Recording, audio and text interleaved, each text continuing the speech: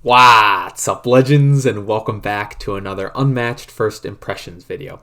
Basically, the goal of this video is to just give you, the viewers, my initial thoughts on a newly released character. Today I have the Genie from the new Houdini VS the Genie set, which I think as of yesterday, the 11th of November of the great year of our Lord and Savior Justin Jacobson, aka 2022.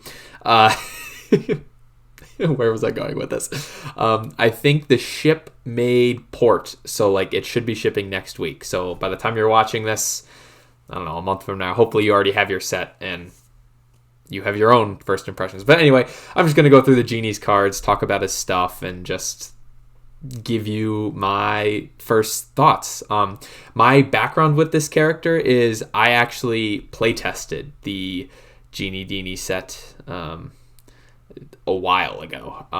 That was when I first fell in love with Houdini, because I was like, oh man, this character is awesome. But the Genie also caught my eye as a character that was very creative, but very, I don't want to say difficult, but there's a lot of nuance with this character that I think we'll discuss. And I guess, spoiler alert, I think this set is going to be one of the best sets in the entire game. It's definitely going to be the best 2-pack when it comes out. Well, it's hard to kind of say what the best set is, just because obviously Bruce Lee is an awesome character, but are you really going to call his box the best set because there's only one character? Anyways, I'm getting off topic already, which is yeah, par for the course for this channel, I guess. But let's talk. Couldn't decide what word I wanted to say, so let's take a look at the Genie's card back. And no, I'm not going to edit that out because personality. I love the use of hands in this deck. Like Adil said when I interviewed him. Adil, by the way, is the creator of this deck. He won the fan design contest. I interviewed both him and Sam, the man that made Houdini. You go check out those interviews because you actually learn a lot about how the decks were designed and came to be, and just little tidbits of information that are really interesting. And Adil pointed out the symbolism with hands and shackles and unshackled and freedom and things like that with the art and some of the card names, and I just think it's really cool. So both of the card backs kind of have a weird yin yang of hands going on, and it's interesting. And also just I love the color scheme for this deck. As you can see, the Cactus Cup has made an appearance at the request of a couple of you. Purple, I own a lot of blue clothing, but purple is my favorite color. It's a little hard to pull off for myself, but I just love purple things. The Cactus Cup is purple. I have this shaker cup that's purple. It's a good color. It's light on the eyes, especially a lighter lavender. This Vorpal purple, a little bit too bright. This card back purple, a little too dark, but I don't know. There's just some cool things going on with the art in this card. Kind of sidetracked already, but this is the reason why these videos could be 20 minutes, but they're 40 instead. Well, 1.5 speed exists, so yeah. The Genie is a solo hero who is ranged and has 16 health. Pretty good stat line, and is move 3. Move 3 and range is pretty disgusting. We've seen it in things like Muldoon and Medusa. It's pretty good. It's really good. The ability, which now has names, I think in all future sets they're going to have names and stuff. The Genie's ability is Infinite Power, which says at the start of your turn you may discard one card to gain one action. So Bloody Mary right now is banging her head against the wall. I have to do this whole gymnastics with my hand and start my turn at 3 cards to get a third action, and the Genie just has to discard a card. But this is a really interesting ability, because obviously discarding a card, not a good effect, as anyone who's played against Medusa would know, but doing it to gain an action could potentially be really good for you for a number of reasons. One, the Genie is kind of even according to its creator, kind of a death by 1,000 cuts type of hero. That's how he's going to kill you. And having extra actions on your turn usually means you get to make an extra attack, and that could be helpful in just wearing your opponent down quicker, especially if your goal is to just attack them a bunch each turn, run them out of blocks, and just kind of kill them with like the continuous trickle of little boop, I'm attacking you, boop, I'm attacking you, would be pretty helpful. But also, the Genie has an insane amount of card draw, so he's kind of using cards as a resource in that sense, and so like this really isn't too much of a downside for him, because if you can just draw through your deck quick enough and always have just more cards than your opponent, more cards you're willing to just throw away in order to get actions and just keep attacking them, it doesn't, like, you're not really playing for exhaustion, I don't think. Side note, gaining extra actions also does not help you in exhaustion, so I do not think this character is built like that. And so I think he favors kind of like a more aggressive play style due to all his card draw. But there's also like a more like, I don't want to say laid back, but a more reserved style of Genie play where he can be like a pretty good, I don't want to say like control deck, but he can kind of work like that. And that's the type of Genie that Zero Skater plays. And I'm still not sure which type of Genie is scary, but he is... I'm going to quote Adil a lot on this because he is literally the expert. He wrote the book on this subject, if you will. He says the Genie is very versatile. So I definitely see that. There's a lot of different styles of play. And I think kind of the thing that will like set the tone for whatever style you're using is how you choose to use this ability, because you could use it every single turn, ditch a bunch of cards but have a bunch more actions and kind of like outpace your opponent, or you could just like not really use it and only use it like once in a while when you really need to make an impact. So very interesting decision. Let's start off by looking at the cards. The first card, and arguably the most important card in this deck, is Three Wishes. It's your only scheme, it's your only boost 3. You have 3 copies. 3. Believe it or not. I love this card art. And it says, gain 1 action and choose 1 effect. I love cards with choices. They help you make interesting decisions, and they're awesome. So the different things you can do, you can draw 5 cards. Like I said, Genie draws a lot of cards, which is great to keep hand advantage against your opponent and to just have constant options for your ability and just attacking and things like that. You can also, for the rest of your turn, your card's values are 4 and cannot be changed. I think that has an interesting interaction with Impossible to See, because I think yours overrules Invisible Man's. But Genie has a lot of low value cards. Most of his attacks are around 3, but like he has some like 1 and 2 value versatiles, and changing your card values to 4 isn't amazing, but when you're gonna make like 3 or 4 attacks in a turn, throwing out a bunch of 4s is pretty good, because the 4 damage is like your opponent kind of like needs to block it. And so if you're in that position to just throw out, just spam a bunch of 4 value attacks with effects on them as well, and your opponent can't like change the values of your cards, so like to do strategy is not going to work and other things like that, is pretty good. And you can also have each opponent discards 2 cards. Normally in a 1v1, which is the style of play that I like to focus on, having them discard 2 cards is pretty good. But also it says each opponent, so if you're playing like a 2v2 or a free-for-all, that's each opponent, which is kind of disgusting. So there's a great use for all 3 of these abilities. They're all like very powerful, and there really isn't like a set in stone situation to use any of them.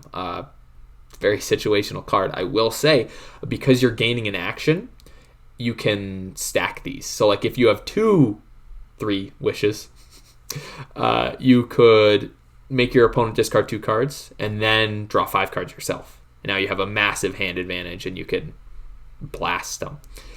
You could also be a little degenerate, hold on to all 3 Wishes, play them all at once and make your opponent discard 6 cards, which might just be their whole hand. And then, with your ability, you might have 3 actions left and your opponent's not holding any cards. So it's when you look them in the eyes and you say, you're done for. So 3 Wishes, very powerful card. The first of the Genie's attacks is careful what you wish for. I love the, I don't want to say wordplay, but kind of the creative card lines in this set is cool. It's a 4-value attack, your largest printed value. I believe you have 3 copies of it, and it says, after combat, if you lost the combat, deal 1 damage to an adjacent opposing fighter.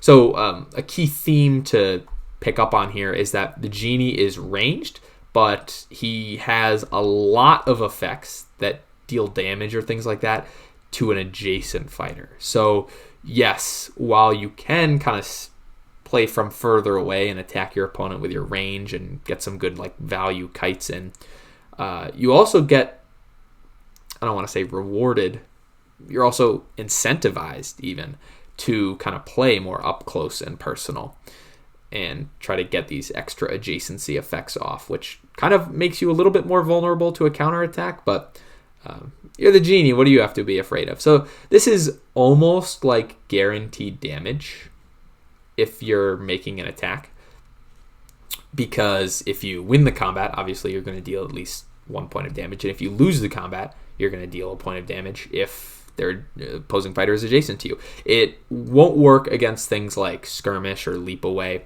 where you don't win the combat, so you don't deal any damage, but then their after combat effect triggers first because they're the defender, and then they move away from you, and then the damage doesn't go through. But most of the time, this is probably going to deal some damage. Decent attack. I would say most of Genie's attacks are decent. He doesn't really have a stand out attack per se. It's just the fact that he can throw potentially 3 or 4 at you in the same turn that makes them a little bit scarier.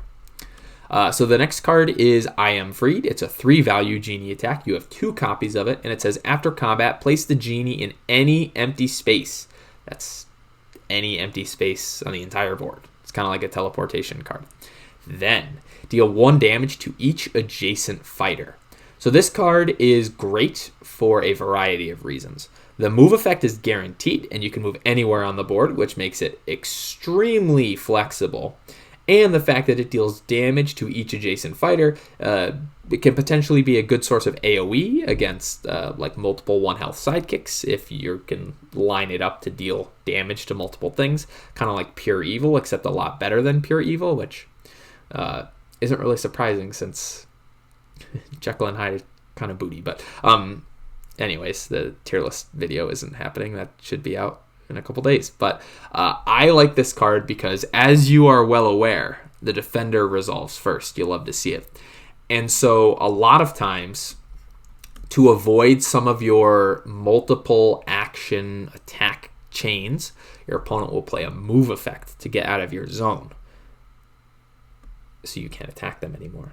But this card, I call it a chase card, because your opponent's move effect will go first on the defense card, and then your after combat effect will trigger. And because it's a guaranteed teleportation, you can just follow them wherever they go, land next to them, deal them some damage, and then continue to attack them. It won't work if they have a sidekick or 2 that they're body blocking in, or they've wedged themselves into, but you could still teleport next to the sidekick, deal them a damage, and then attack more, or attack the sidekick or something like that. So very flexible card. The next card is Imprisoned Wrath. I'm in love with the card art. I'm going to say that a lot of times. But Imprisoned Wrath is another 3-value Genie attack with only 2 copies. And it says, after combat, you may discard 2 cards to deal 2 damage to an adjacent opposing fighter. So this is another example of using your cards kind of as a resource, and just, you have an overwhelming amount of cards, so you may as well just chuck them into all these extra effects and things like that. The damage to card ratio isn't amazing, because you're boosting this card twice with just boost values of 1, basically, but they're guaranteed to hit your opponent. So I think like if you have like 10 cards in your hand and you're going to discard them at the end of your turn anyways, you may well just do it. But like 2 cards for 2 damage is not usually that worthwhile. So I could see this card being a great bait card because you wouldn't necessarily feel super bad if it was canceled. But sometimes when you want to deal the damage, it's just nice to have that guaranteed effect to do it, although you have to remember you have to be adjacent to them as well. So this is a card that like I think seems powerful at first because you're like, ooh, 2 auto damage, but then you realize it's 2 cards and that might be a little expensive. And the next card is, get over here, card, Your Wish is My Command, which is another 3-value genie attack with 2 copies. And it says, after combat, if you won the combat, you may discard 2 cards to gain 1 action. So pretty similar in terms of like you're compared to Imprisoned Wrath, because it's basically the same card, except instead of dealing 2 damage to an adjacent fighter. Oh, I should mention that this is an adjacent opposing fighter, not the adjacent opposing fighter. So it doesn't have to be the one you attacked with this card. Keep that in mind. This one says, if you won the combat, you may discard 2 cards to gain 1 action. So it also is a little different there because it has a combat victory dependent effect. And just like with no contest expecteth, you're probably not going to win combats too often with 3-value attacks. You're probably a little bit more likely to win when you change the value to a 4 and then make the attack. I think the chances of you winning the combat jump almost exponentially going from 3 to 4. But again, 2 cards. Is that really worth an extra action? I guess in conjunction with your ability, that's like in total discarding 3 cards to get 2 extra actions. So in the long run, that's probably not good. But again, if you're playing Genie really aggressively, just digging into your deck, constantly having card advantage, you have extra cards to burn, it's a great way to keep pressure on your opponent, especially because if you're getting like 4 actions every turn and your hand is nowhere close to being empty because you draw 5 cards, and against characters without draw, that can be really scary. So who knows? Against Sherlock, maybe just Genie has the right tools to pressure him to bed. Who knows? So like none of these attacks are spectacular. Some of them might even be mediocre.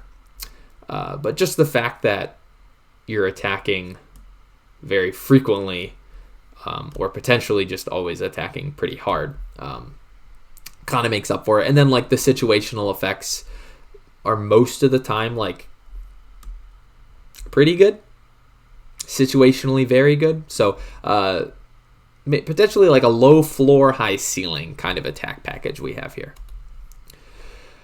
The first defense card is Back in the Lamp, which is a very interesting card. So it's a 0-value block card. You have 3 copies of it, and it says, immediately. My mic is over there. The Genie recovers 4 health. So I don't like thinking of this as a block card. I like thinking of it as a scheme that says you can play this scheme instead of defending in a combat, and you immediately recover 4 health. Because that's kind of like exactly what it is, because you're blocking for nothing. So it's like you're not playing a block card, but you are healing the 4 health. So I really like the implementation of this because it works pretty well. And basically you're going to use this card. Well, let's see, you have 16 max HP, so you really shouldn't use it when you're above 12. But let's say you're at 12 health, immediately you heal 4, you're at 16 again, and then your opponent just has like a free attack on you. And if they play something like a regroup, they deal you 1 damage, but you heal 4, so that's a net gain of 3 for you. So it punishes bait attacks. And if they play a 4 value attack, you basically full value block it, which is pretty good. Anything above 4 is a little scary, and this will guarantee your opponent to trigger if you won the combat effects. So that's potentially a little bit scary. And the fact that like something like a beast form, you're just kind of like you're mitigating part of the damage, but you're just tanking everything else. So this card is like pretty good. You have 3 copies of it. You can heal for 12. So you kind of have like 28 max HP if you play your cards right. But things can go wrong very quickly. I want to say it's like the Achilles heel of your deck, except this card probably doesn't screw you over as much as Achilles heel would. Oh, personal trauma. Everything can be cured with laughter. The next defense card is Prisoner's Torment. You have 2 copies of it, and it says, after combat, draw cards equal to the amount of combat damage you took. So Adil's favorite character is Jekyll and Hyde. This card should look very familiar if you're familiar of Jekyll and Hyde's deck. It's basically Scientific Method, but a value 1 instead of a value 2, which means it's less good at preserving health, but it's more likely to draw you cards. And as we can see, you can do a lot of cool stuff when you have a bunch of cards in your hand. And I think you typically want to have a lot of cards in your hand. So this can be a great way to just refuel your hand, refill your hand, and just have a lot of ammo or gas in the tank for that one turn. Of course, that the gallon of gas you have for that turn is probably separate than like your deck, which is your tank for the whole game. It fills up that turn tank very much, but very quickly depletes the entire game tank, if that analogy makes any sense. So I love the risk and reward aspect of this character, because you're basically making a lot of like short-term investments that will like very much hurt you in the long term, but you're hoping to use all those like advantages you get to just overwhelm your opponent immediately. Really cool character. The first versatile card, speaking of drawing a bunch of cards, is Wishing for More Wishes, which is just a perfect name for this card. So after combat, your opponent draws 1 card, and you draw 3. That's a lot of cards, and I think this card would actually be busted if it didn't let your opponent draw a card, because you could just absolutely obliterate someone if you didn't even give them a chance to like match you at all. But really powerful effect. I like that it's kind of like self-balancing in that regard. I didn't say anything else about this card, but it's a 3-value versatile. You're probably going to use this on defense a lot, which is great because you'll refill your hand with less time for your opponent to react, because it's already their turn and they're at least an action down from attacking you, and you can kind of catch them off guard in that regard. And there's 3 copies of it, so you'll have a lot of opportunities to refill your hand, and this might be his best block card, which says something about the defensive capabilities of this deck. The next card, oh god, this card. Fun fact, those aren't the Genie's hands. Those are Zero Skater 12's hand. Oh, I look like I'm a Dragon Ball character or something. But I've Made Sultans Out of Less is both the harshest thing anyone has ever said to me and the Genie's next card, which is a 2-value versatile. You have 2 copies of it, and it says after combat, look at your opponent's hand and choose a card for them to discard. So it's kind of like the eliminate the impossible / insight effect of just peeky, takey. Very annoying. And you're probably going to use this on defense more often than not, just because I think most of the time attacking, you're more likely to run into defensive feints, because most decks don't really factor in offensive feints into their game plan, and like your opponent really doesn't want to offensively feint you, because like Back in the Lamp is a defensive immediately, so it's always going to happen first. So like if they play a feint into this card, they basically just waste it and you laugh at them. So defensively, this is probably a really good choice, and it's a really powerful effect. It is balanced in the fact that like it's only a 2-value block, so like you're going to take a little bit of damage, but also seeing their hand, seeing their defensive potential for their next turn, and just like removing the best one or removing the best card. Really powerful effect. So this is also like one of the Genie's best cards. And the next card we have is I Grant You Death. Like Adil said in the interview, this is a mean Genie. So it's another 2-value versatile that you have 3 copies of this time, and it says after combat you may deal 1 damage to an adjacent fighter. So again, it's an extra damage effect that you have to be adjacent to. So probably going to trigger a lot more on defense than it would on offense. But again, it's kind of like a mediocre block card because you're only blocking 2 damage. So you're probably going to take some, but at least you're dealing some back. Pretty good into sidekicks. And as an attack, it's kind of like a bait attack. But it could also be very impactful as a 4-value attack. So definitely don't rule that out. But it's kind of like a simple card. It's a blank 2 if you're not adjacent to the opposing fighter. And if you are, probably going to deal them a damage after combat, especially if you're blocking with it. And you have 3 copies of it, so it's like kind of 3 extra damage you can factor into your win condition. It's not bad. Certainly not amazing, but not bad. And the next card is...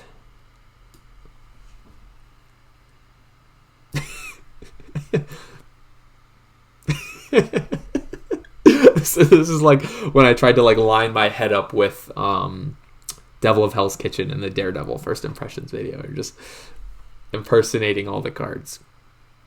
I guess we'll do this one.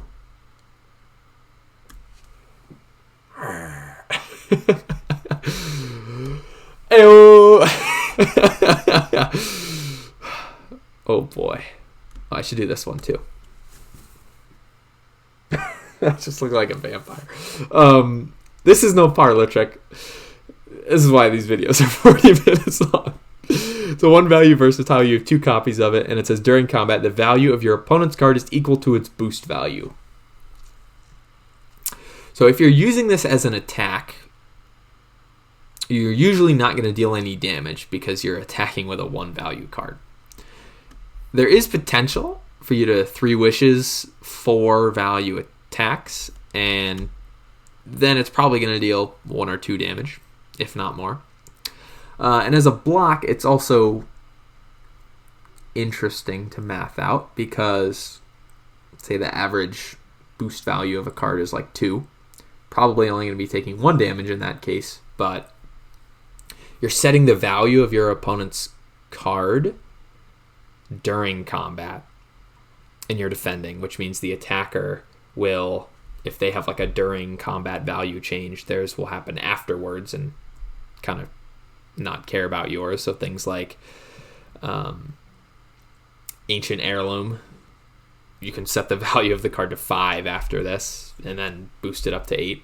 Things like Momentous Shift will just set it up to 5. And so there's a lot of situations where you take a lot of damage from this card if you're defending with it, and usually won't stop if you won the combat effect. So I think this is like not a great card at all.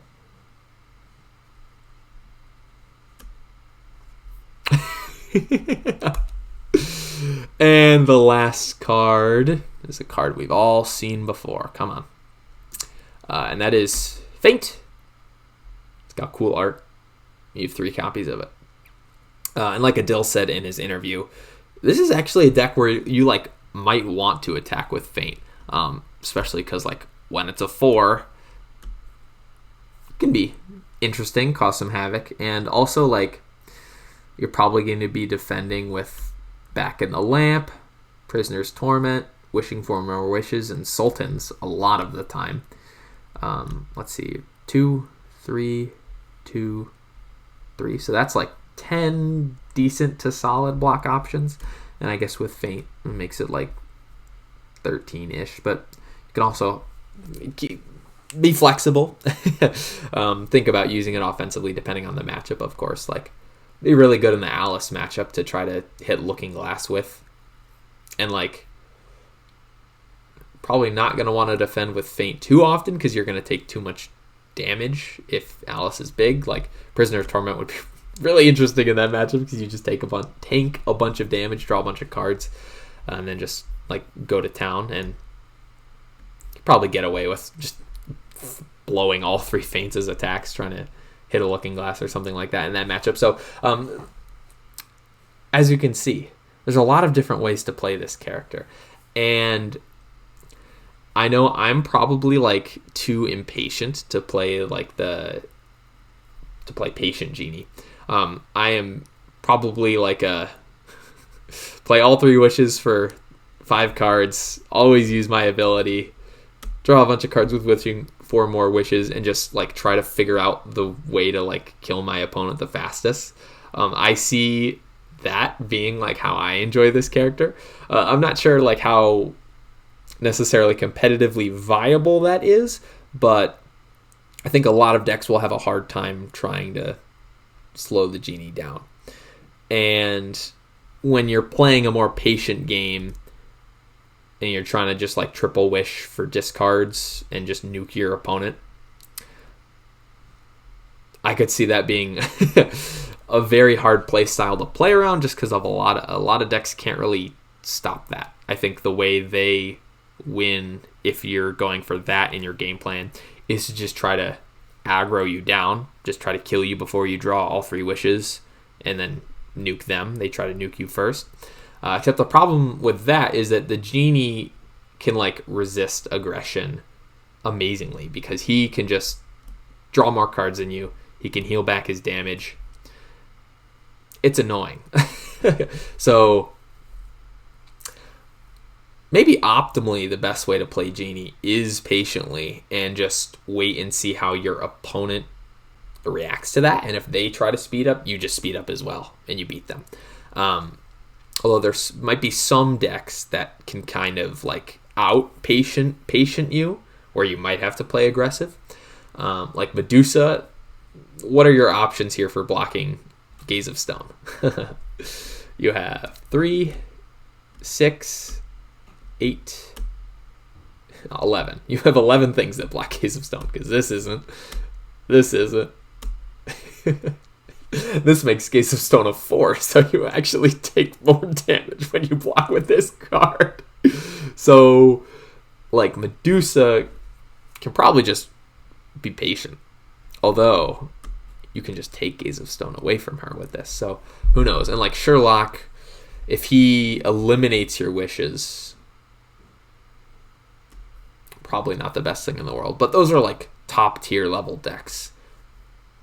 Are there, like, mid-tier characters that can out-patient you? We'll have to wait and see. So, if I had to give him, like, a tier list ranking, I don't think he's S. I just don't. I think he's going to be, like, low A, and I'll stoop. I'll be a little blasphemous right now. He might even be high B.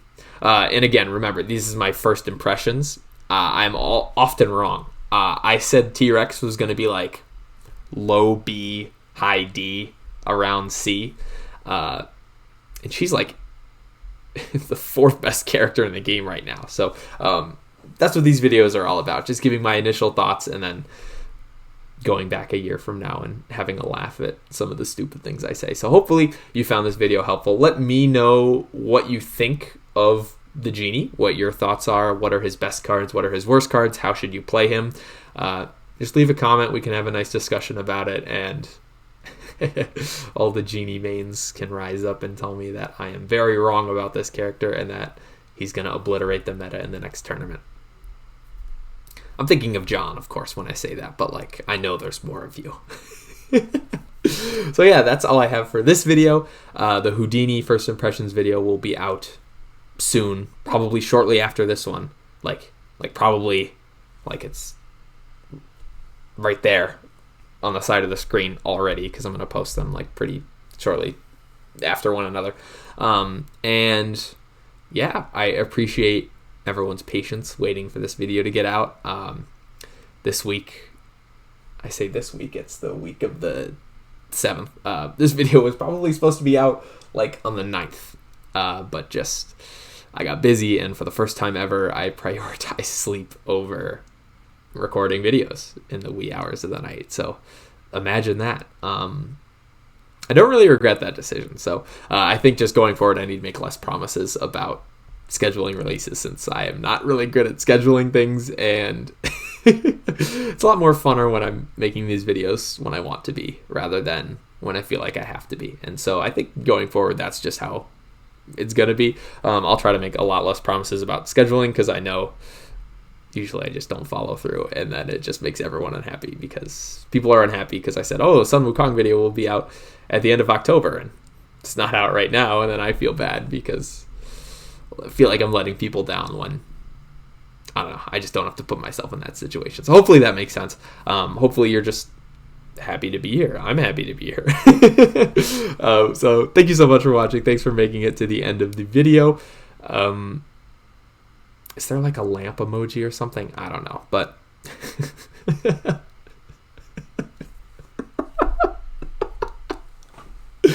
oh my god, I just need to end the video. Stop talking, Taylor, and just end it. Thank you so much for watching, and as always, like, subscribe, and